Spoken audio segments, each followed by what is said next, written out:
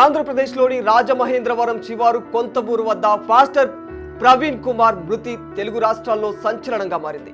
హైదరాబాద్ నుంచి ప్రవీణ్ కుమార్ బుల్లెట్ పై 2 రోజుల క్రితం రాజమహేంద్రవరం బయలుదేరారు. అది కూడా చాగళ్లలో జరిగే క్రైస్తవ సభకు హాజరయ్యేందుకు వెళుతుండగా ప్రవీణ్ పగడాల అనుమానాస్పద స్థితిలో మృత్యు బడిలోకి చేరుకున్నారు. పాస్టర్ ప్రవీణ్ మృతి కేసు ఇంత సంచలనంగా ఎందుకు మారింది?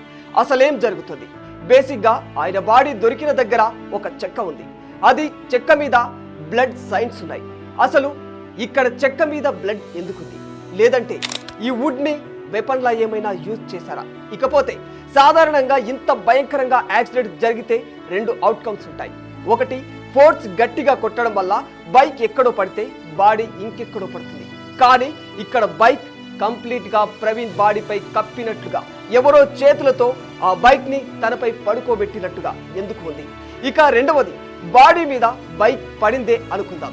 అలాంటప్పుడు ఆయన మొహం మీద తప్పితే బాడీ మీద ఎక్కడ కూడా గాయాలు కానీ రక్తం మరకలు కానీ లేవు. ఎందుకు? అంటే ఇది హత్య లేదా అనుకోని ఒక హఠాత్ సంఘటన? ఏది వాస్తవం? ఈ ఇన్సిడెంట్ గురించి మీకు తెలియాలంటే ప్రవీణ్ పగడాల గురించి మీకు కొన్ని విషయాలు తెలియాలి. ఆయన హైదరాబాద్కి చెందిన వ్యక్తి. ఆయన ప్రాపర్ మాత్రం ఆంధ్రప్రదేశ్లో ఉన్న కడప. ఆయన ఉస్మానియాలో చదివారు. వివిధ రకాలైన క్రిస్టియన్ ఛానల్స్ లో కూడా ఆయన వస్తూ ఉంటారు. ఆయన చేసే టీవీ డిబేట్స్ వల్ల, పదునైన మాటల వల్ల ఫేమస్ అయ్యారు.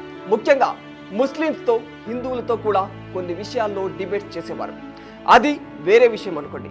ఆయన ఏం మాట్లాడినప్పటికీ, ఆ మాటలతో అభిప్రాయ భేదాలు ఉన్నప్పటికీ, ఒక వ్యక్తిగా ఆయన మాత్రం నలుగురికి సహాయం చేసే వ్యక్తి. ఇంకా ప్రైవేట్ గా సాఫ్ట్వేర్ కంపెనీని పెట్టుకొని ఆయన ఆ కష్టానికి ప్రతిఫలంగా వస్తున్న ప్రాఫిట్ ని క్రిస్టియన్ మిషనరీలోకి కొంత ఫండ్ గా పంపిస్తూ ఉంటారు. ఈ విషయాన్ని ఆయనే స్వయంగా సోషల్ మీడియాలో పోస్ట్ చేసేవారు. ఇది ఇలా ఉండగా ఈ నెల 24న ఆయన హైదరాబాద్ నుంచి కొవ్వూరు వచ్చారు. అంటే రాజమండ్రి నుంచి ఒక 10 కిలోమీటర్ దూరంలో ఉంటుంది ఈ ప్లేస్.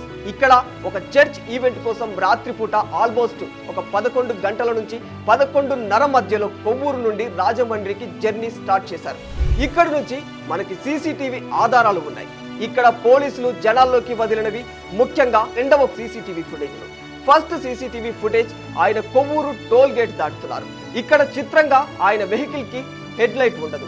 రాత్రిపూట వితౌట్ హెడ్ లైట్ జస్ట్ ఇండికేటర్లు వేసుకొని ట్రావెల్ చేస్తూ ఉన్నారు. ఇకపోతే 2వ ఫుటేజ్, ఫైనల్ ఫుటేజ్ చూస్తే ఇది ఒక పెట్రోల్ బంక్ దగ్గర ఉన్న ఫుటేజ్. ఇందులో మనకు కనపడే రోడ్డుకి ఆపోజిట్ రోడ్లో వెహికల్స్ అన్ని వెళుతూ ఉన్నాయి. ఒకానొక పాయింట్ తర్వాత మన సీసీటీవీని బస్ దాటుతుంది.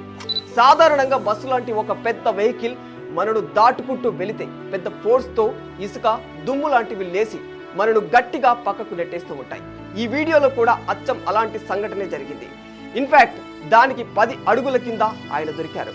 నెక్స్ట్ డే మార్నింగ్ స్థానికులు చూసి సమాచారం ఇవ్వడంతో పోలీసులు రంగంలోకి దిగారు. ఆ తర్వాత ఆయనను గవర్నమెంట్ హాస్పిటల్ కి పట్టుకెళ్లారు.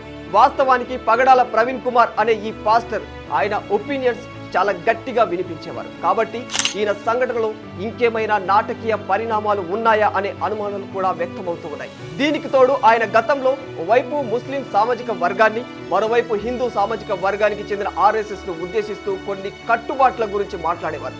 ఫలితంగా ఆయా సామాజిక వర్గాలకు చెందిన కొందరు వ్యక్తుల నుంచి ఆయనకు అప్పుడప్పుడు బెదిరింపులు కూడా వచ్చేవని తెలుస్తుంది. కాబట్టి అటు సైడ్ నుంచి ఏమైనా జరిగి ఉండొచ్చేమో అని కొందరు అనుమానిస్తూ ఉన్నారు. ఇవన్నీ కాకుండా ఇంకో సైడ్ ఏంటంటే పాస్టర్ ప్రవీణ్ పగడాలకు సొంత క్రైస్తవ సామాజిక వర్గంలోనే కొందరు శత్రువులు ఉన్నారనే అనుమానాలు కూడా వ్యక్తమవుతున్నాయి. ఇన్ని అనుమానాల మధ్య 24 నైట్ ఆయనకి జరిగిన ఒక సంఘటన యాక్సిడెంట్ అని ఖచ్చితంగా చెప్పలేని పరిస్థితి ఏర్పడింది. దానికి తోడు క్రైస్తవ సోదరులు నిరసనలు తెలిపే వరకు ఆయన బాడీని పోస్ట్ మార్టంకు పంపకపోవడం మరో అనుమానానికి దారితీస్తోంది. అయితే ఆయన మరణం ఇంత అనుమానాస్పదంగా మారడానికి గల కారణం ఏంటంటే ఆయన బాడీ రాజమండ్రి హైవే దగ్గర కొండమూరు దగ్గర రోడ్డు పక్కన పడిపోయి దొరికింది.